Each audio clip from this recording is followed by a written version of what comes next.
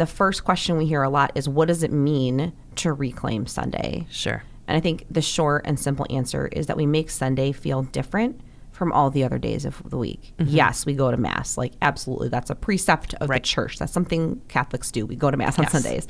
But what else can we do to make it feel different from other days? And for our families in particular, like how are we living this differently? And one of the things that we do is we remain screen free on Sundays. And that allows more time for family conversations. And because you all know we're all about making food part of how we live the liturgical life, we always try to have a family dinner that's just a little extra in some way. Every Sunday is a little feast, a little Easter. So a meal that maybe takes a little longer to prepare, or there's dessert after dinner.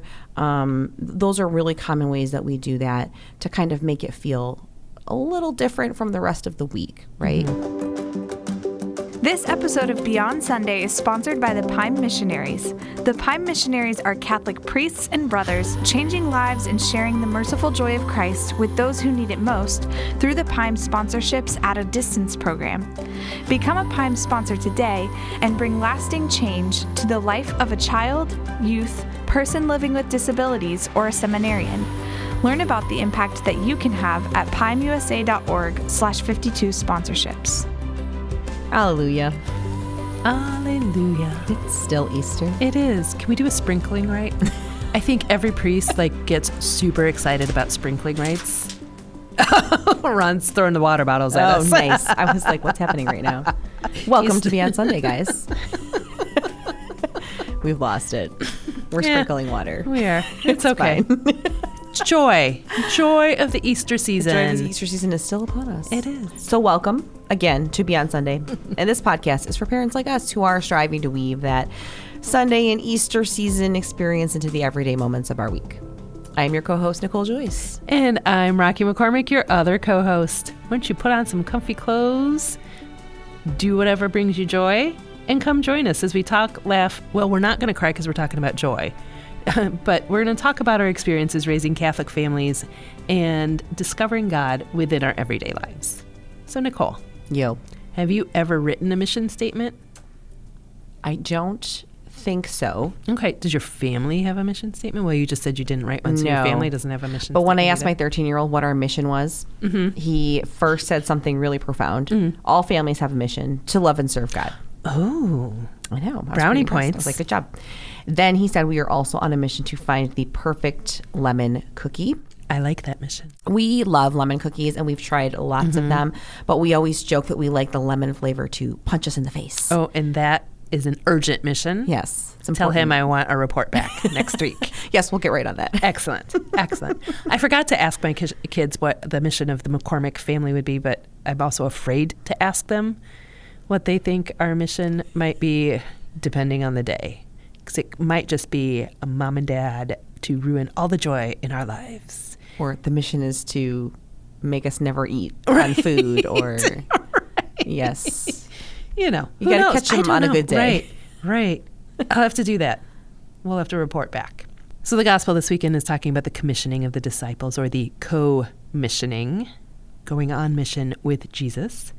So one might say that our mission statement, or your mission, should you choose to accept it, is to go make disciples. Was that my very Mission Impossible voice? I liked it. Thanks. I liked it. Thanks. But I think one thing that we sometimes gloss over when we're reading this passage, and I know I have until I was looking at the 52 Sundays entry for this week, is that Jesus commissioned the disciples in their doubt. Yeah. Like they weren't super on board. They didn't sign up. They weren't there in their little men in black suits. It said when they saw him, they worshiped. Cool. But then they doubted. I'm like, oh, yeah, I can do that. Yeah. I got that. But then he said to them that they would be going throughout in, bringing people to Jesus. So God works through our doubt and our weakness to bring people to him through us. He returns to the Father, but then also he tells us, I'm not leaving you alone, which is also, he's like, okay, peace out, but also you're not alone. Yeah. Which, of course, is foreshadowing what happens next week. Sure. We'll leave that cliffhanger. Dun, dun, dun. But it is very much this message will self-destruct in 10 seconds. Right? but you can kind of can feel the fear You do. in the disciples. Well, sure. Because, they're having a moment of doubt. And he's like, also, you have this really important mission. Don't mess it up. Right. And also, peace out. I'll see you later. Yeah. But I'm sending someone for you. But don't worry. But also, I'm leaving. But also, I will send an envoy. It's kind of like that the first time your parents leave you home alone. Oh. Right? And Yeah. you're like, don't burn the house down. But also, we told the neighbors to look out for you. Right. And also, here's a list of phone numbers. Right. Yes. Right. But also, like, as I was reflecting on this and praying with it, I was like, do you, like, as a parent, have you ever had those moments where you, like, tell a kid to go do something, but then they, like, stand there and just stare off into space? I'm pretty sure I, like, just told you to go do this. What are you looking at? Just standing there. Right, but I feel like as I was reading through the selection from Acts, the excerpt from Acts, I felt like maybe the disciples were a little bit like, some people's children, not my children never do that. But like when Jesus tells them what to do and then ascends to the Father, but they're like sitting there just staring at the sky. And then like they're staring for so long that like angels have to come down and tell them to quit staring at the sky. Like Jesus has given them their mission even in the midst of their doubt and uncertainty. And so their job, which they've accepted, is to go live that mission. But they're like staring at the sky to be like, come back. Yeah. Come back. Yeah, I Right? think parents of young children for sure can relate to this. I know I can because I have bigger kids even. And number one, the staring off into space thing is very real. Oh, yeah. I need you to go do this thing. And then they just stand there and I'm like, yo, you over now. there. And they're like, oh, did you mean me? Yeah, Oh, and did now. you mean right now? Yeah. Oh, well, I'm kind and then they have like a reason why they're not doing it. course. Oh, I'm kind of busy. I'm kind of scared. I don't want to do it by myself. Yeah. Some other thing. And it's like, yeah, but I still need you to do it. Right. And that's valid. I get that. Very relatable. Mostly valid. But I think for families with little still, it can kind of feel like mission is the last thing on our minds when Yeah. we're still living in those dark ages of toddlerhood. So sure. the idea of like, wait, I have another thing I'm supposed to be doing on top of keeping the children alive. I was just going to say my mission is to keep them alive. Yes. Yeah, so it can feel a little Right. high pressure. So I appreciate that. It does, and not just in the little years. It's more intense and like more physically intense. But I feel like as we're approaching adolescence, like the emotional turmoil, Yes. also like kind of is like Very scary. Well, mission very what? unsure. Yeah. We don't know what we're doing anymore. And it's just like a mad dash to the finish line of bedtime, which of course in adolescence gets later and later. And I'm not Yes. tired. I don't want to wake up. Yes. But And then you're dealing with like sleep deprived adolescents the next Right. day. And it's just like the whole cycle starts all over right. again. Right. Agreed. But I feel like part of it is readjusting our own expectation of what mission looks like. Yes. Like it's not necessarily a mission like we execute tasks, Sure. but more just this foundation in this, just the heart of everything that we do. So even working with those children to help them to go get the socks and the shoes on to go to school is Yes. part of our greater mission, and why we do what we do is because God has asked us to. Yes, and that was a life-changing realization for me when my children were young, was that our mission is in our home much of the time. And we are still on mission within the walls of our own homes. Right. Yeah. Right, because I think we think of missionaries. Yes. Who go out, Right. who go to other countries, who Yeah. boil water and build houses and bring food and shoes and Right, and medicine. cure the sick, whatever. Yes. And sometimes we're called to do that too. Sure. But really, that mission is to go make disciples. Yes. That's it. And that's what we're doing with our children. And we do that in the way that we parent our kids Yes. as well. And so two things come to mind is that one, many of us in this life of faith, we knew, quote unquote, like what to do in general, but we're not necessarily intentional in carrying that out because we let the everyday just kind of overwhelm. And Yes. when I say we, I mean let's be real. We're all Right? We're Like- all in this. Like especially amid all the changing demands of parenthood. I think that's the other part of it. Like when I get to the point in one where I'm like, okay, I can take a breath. I kind of know our routine. Like God also is funny in that like, nope. And then they have a sleep regression. Yeah. Or they're teething. Or they turn 3 and they go to law school and now they're lawyers and they litigate everything. Or they turn 7 and now they have reason and they think right. everything is unjust. Absolutely. Or they turn 11 and now they're very emotional. Yes, I know exactly like it's what just you're like talking about. everything is changing. Yes. And so just when we think we have a handle on it and we can start maybe being more intentional about the bigger picture, something completely changes, or there's a tragedy, or something happens, and the rug is pulled out from under you. And so I think it really is important to come back and, one, to be intentional about making sure that that mission is at the root of everything that we are doing and not a project that we're living out. Yes. And then 2, to remember that we're not rugged cowboys, even though my students yesterday told me I look like a cowgirl because I had on boots and a jean skirt. They're like, you kind of look like a cowboy today. I'm like, first of all, I'm a girl.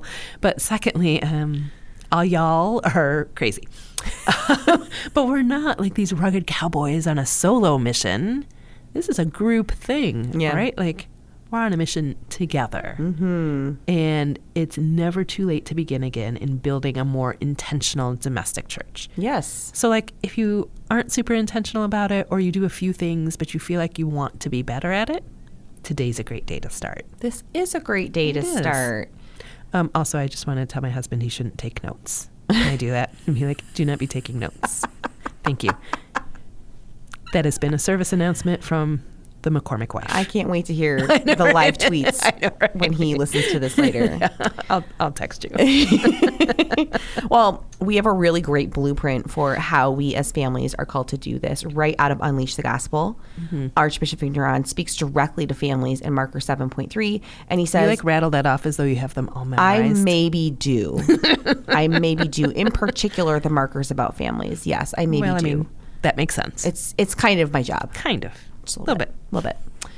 He says, I encourage families who are living the gospel to exercise radical generosity in inviting others to share in your family life, even if you are well aware that it is not perfect. I so love that and fear that at the same time. But you know what? It shows a radical understanding of the fear of our families that we don't want to invite people into our mess. Yes. But we're never not going to have a mess. Yes. Never. And again, putting so much emphasis on that outward image instead of the true internal reality that we're all striving for, right? Right. Yeah. Yeah. And then again, like putting the mission at the heart of things and not on the surface. Yeah. Yeah, so it's not about appearing on mission. It's just really loving one another. Absolutely. And he goes on even later. Imperfectly. Yeah, even in our messy homes. Right. And he talks about radical hospitality, inviting people into your homes when they're not clean. And he goes on later to give families these really concrete ways that we can live out our faith in the lives we have right now, even though they're not perfect. We can do these things. And this is an action step 1.3. So the action steps are where Archbishop is like, okay, these are your marching orders. This is how we're going to make this happen. This is how we are going to unleash the gospel. And he talks directly to families in this one. And he says there's like basically these 7 pieces of how families in domestic churches, that's what he calls us, that's what the church calls us, can really live out and be on mission in their own homes. He says reclaim Sunday. He says read scripture. He says eat meals together. Take time to pray. Practice reconciliation within your own homes. Model Jesus' love. And he calls parents to set that example for their children. Now, this sounds like a very tall order. You probably were like, oh, she's going to say 3 things. Oh, that's 7. That's a lot of things. But I feel like they all kind of go together, right? Absolutely. Like they're not unattainable goals. Yeah, and these are things a lot of you are already doing without even realizing it. And they're definitely things that we've talked about here before. And we're going to include a link in the show notes about a little, so you can download a little postcard with these challenges on it and hang it on your fridge. And that can be your mission in one way or another. Right. And you're probably already doing a lot of these things. Absolutely. And I think that the goal really is to have that sharing of the gospel become an organic thing. Yes. So again, it's not a program, it's not a checklist, it's not something that you have to do. It is just something that, because of the lives you live, organically happens. That you love Jesus so much that everyone around you knows. Yes, and we've said this so many times. If you have met Jesus and he has changed your life, there is no way it has not changed the way you interact with people. There's no way you have not told someone or shared it in one way or another. Yeah, and I think as we're taking a look at our unique mission within that mission, if we begin to think about how our families live and pray, we can already begin to see the unique way that God has designed us to communicate his love to the world. For some of us, it's around our dinner table because we love inviting people over for dinner, and we love hospitality and cooking and making meals. And so meals are going to be our ministry. And so before the pandemic, we had started doing McCormick family dinners, like McCormick meals. So like once a month, we would invite people over for dinner. Oh, that's cute. Because, I love it. Yeah, I had read The Turquoise Table, and it was all about how you become present within your community and get to know your neighbors. And you radically love your neighbors, but you have to know them to love them. Yes. Right? And so it was inviting people over. We haven't kind of gotten back into the swing of that since the pandemic, but for some of it, that is going to be it. In different stages of life might find you doing this in different ways. Maybe it's just opening your home to your friends and not worrying about the fact that the laundry hasn't been put away. Maybe it's being okay with that. Yeah. And for others, it's being a voice and presence in our community or in the parish or doing some sort of justice work, because that's something that's really important to our families. And it's just the way that we pray out loud in that way, standing up for others. And for others, it's maybe living a public life of faith and taking the family regularly to participate in the sacraments and living out the works of mercy, both corporal and spiritual. So we're praying for others, but we're also out there feeding the poor together. So again, like there's no one way for us to be on this mission. Like God is going to call us the way that he calls us and has designed us and our families uniquely, but it's going to be organic to the way that our families already live and pray. Yes, he's never going to ask you to do something that you are well, he might ask you. I mean, he will. but he speaks to us through things we love, through things that we're drawn to in a lot of ways too. And some of that's going to take negotiation within your family Sure. because different people are going to be drawn to different things as well. And some of that is mutual discernment. Like Tim and I have been talking about supporting certain like different organizations here in the Archdiocese of Detroit. And we do have to really pray about, okay, is this the time for that? Yeah. Or do we feel called to something else? So it is coming together in prayer to see how it is that all of the unique personalities that God has put together in this little family unit that you have, some more unique than others, are called to co-mission. Yeah. To work with him to build the kingdom. Yeah. So we're not going to go into all 7 of these pieces from action step 1.3. No, we're not. But I do want to touch on a couple that I think are challenging for us. And the first question we hear a lot is, what does it mean to reclaim Sunday? Sure. And I think the short and simple answer is that we make Sunday feel different from all the other days of the week. Yes, we go to Mass. Like, absolutely. That's a precept of the church. That's something Catholics do. We go to Mass on Sundays. But what else can we do to make it feel different from other days? And for our families in particular, like how are we living this differently? And one of the things that we do is we remain screen-free on Sundays. And that allows more time for family conversations. And because you all know we're all about making food part of how we live the liturgical life, we always try to have a family dinner that's just a little extra in some way. Every Sunday is a little feast, a little Easter. So a meal that maybe takes a little longer to prepare, or there's dessert after dinner. Those are really common ways that we do that to kind of make it feel a little different from the rest of the week, right? Yeah, absolutely. And my kids are never going to let me talk to you again if they hear screen-free Sunday. But we do limit. We do very much limit our screen time on Sunday, so they get far less screen time on Sunday. Even less if mom ends up being in charge. They're like, Dad, because I'm like, nope. Yeah. No. Sorry. I said what I said. I'm not sorry. But we try to keep Sunday free of a lot of chores, and so we try to get the laundry done and the house, not cleaned, but somewhat tidied-ish on Saturday. And the kids help with chores on Saturday so that when it comes to Sunday, we can, when they get home from church, they can enjoy donuts or whatever else it is that we've done. Yeah, so it's truly a day of rest in that so we way. try to make it a day of rest. That's very nice. And then because intercessory prayer is one of my charisms and it's something that's been important in our family life, we do, after dinner, do our family rosary. And then we offer that. Beautiful. And the prayers from that. So we make it a day of prayer and rest as much as we can. That's actually a really great way to live Sunday, especially if you're in a season of life where you have a legitimate reason not to get to Mass. You know, you have tiny children who are sick. You have to work, things like that. There's so many other things that you can do when you are home on Sunday to really reclaim it and still keep it a holy day. Well, and I would say for those of us who are at home or those who cannot make it to Mass, there are now so many opportunities for you to still tune in and and participate in the liturgy from home. Yeah. So it's not the same as being at Mass. Sure. But you can still make that part of your Sunday. Yeah. And one of the other challenges that Archbishop talks about is eating meals together. And I know if you have older kids especially, this can be really challenging during the week because of sports and extracurricular activities. I have a kid in esports. I have my daughters and girls on the run. I have a fencer, and he's in a musical coming up here. There's always something going on, and I know that can be really challenging. So Sunday is actually a great day to kind of like get two birds with one stone there and reclaim the Sunday and also eat the meal together, committing to making that a reality. Yeah. And I'll be honest, like for us, we're just entering that season of busyness with the kids. And, don't ask me how I feel about enter whatever sport season here.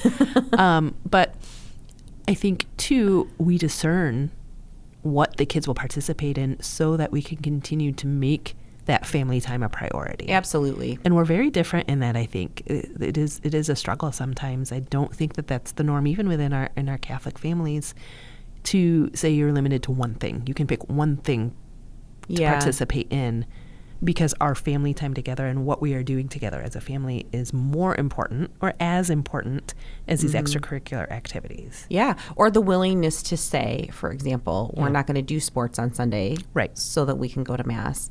Or in our case, we were very strict about the rehearsal schedule for the drama production. Like, you don't miss faith formation classes in preparation for confirmation because you're in the play, and you need to make that clear to the director on the first day. Right. So just setting those boundaries, I think, can be challenging for some people, but if we go into it with that mindset from the beginning, it's just always been that way, and then we get very little pushback actually when it comes time to have the tough conversations. And sometimes it just becomes, that's the McCormicks. And I'm like, you know what? I'm good with that. That's actually, okay.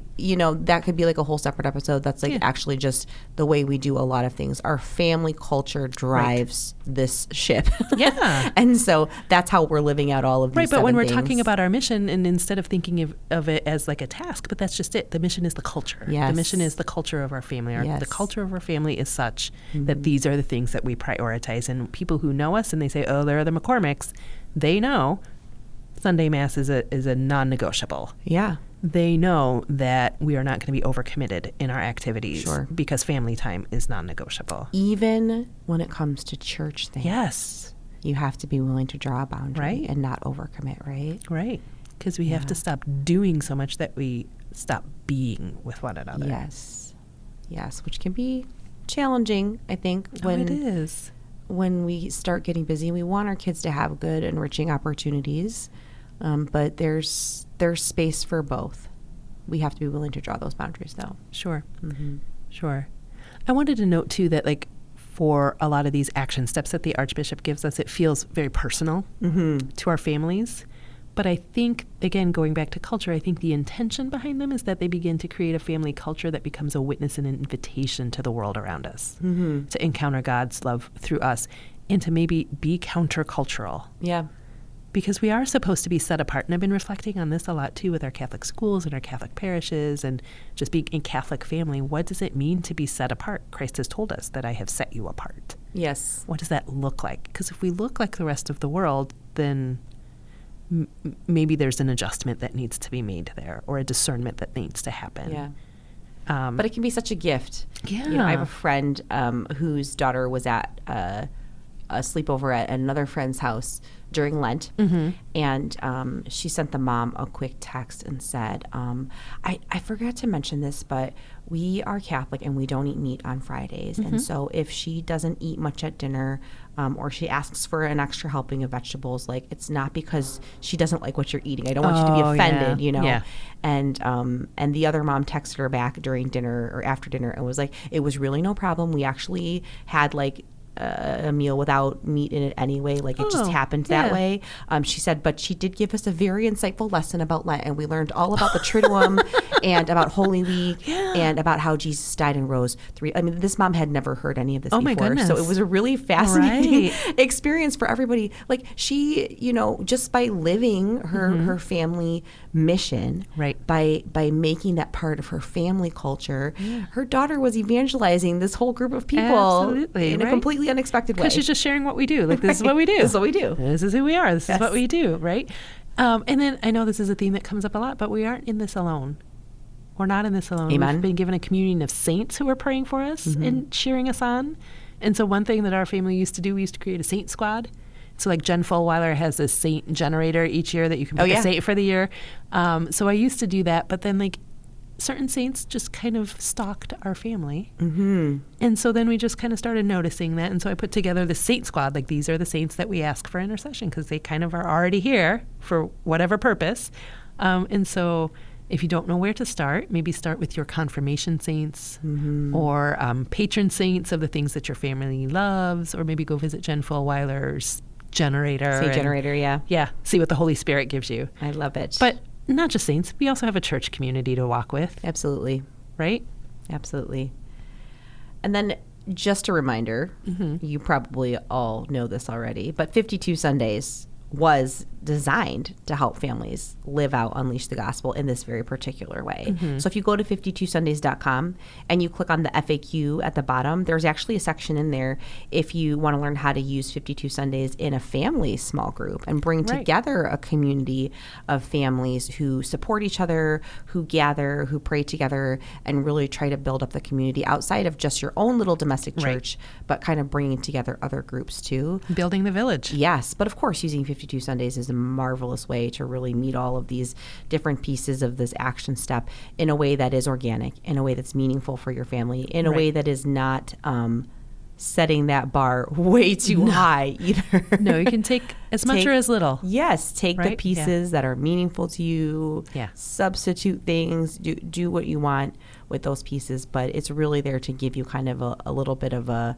boost, a little bit of inspiration when you need it. Yeah. So this week, we encourage you to take some time with your families, take a look at those 7 challenges from Archbishop Vigneron, and maybe identify one in particular that you want to work on. Talk with each other about something concrete that you can do to be more intentional about becoming a family on mission. So it might be something you're already doing really well, but you want to just like amp it up a little bit. Right. Or it might be something where you're like, we are probably not doing that as well as we could. What's one step we could take toward doing it in a more meaningful way? That's just it too. Like, we're probably already doing a lot of these things, but maybe this week what we do is we look at those challenges is we recommit to being intentional and more focused. Intentionality is so key here. Yeah. And that we're not just haphazardly on mission, but that we really are intentional about the things that we are doing as a family, and we refocus on why we're doing it too. Sure. Well, thank you for listening to Beyond Sunday.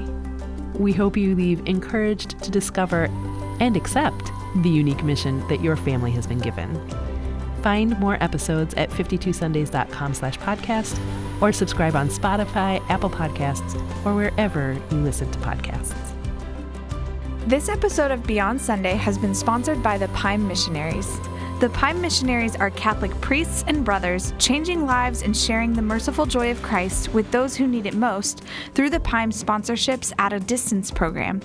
Become a Pime sponsor today and bring lasting change to the life of a child, youth, person living with disabilities, or a seminarian. Learn about the impact that you can have at pimeusa.org/52sponsorships.